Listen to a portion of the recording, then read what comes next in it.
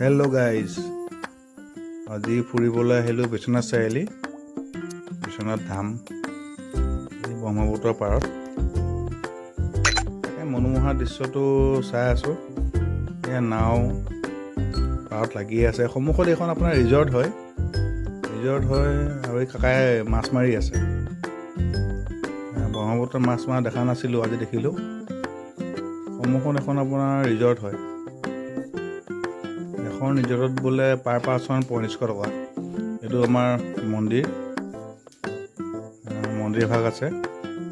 তাৰপিছত এই আমাৰ গজৰাজ আছে, গজৰাজ।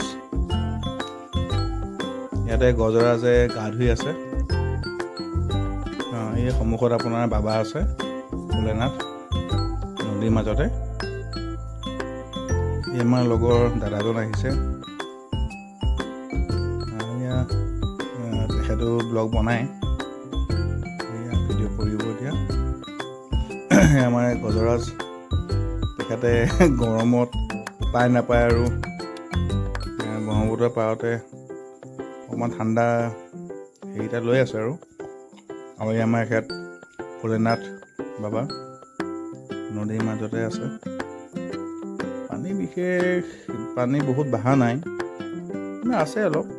এই সন্মুখত এখন দেখিছে নহয়, এইখন আপোনাৰ কিবা এখন ৰিজৰ্ট হয় দেই। গ্ৰীণ ভেলী নে কিবা এটা আছিলে আৰু জানো, নাম মনত নাই বাৰু মোৰ। কিন্তু মনোমোহা দৃশ্য ভাল লাগিছে। ইপিনে পাহাৰ, নীলা আকাশ, লগতে ব্ৰহ্মপুত্ৰ। গজৰাজে গা ধুই আছে।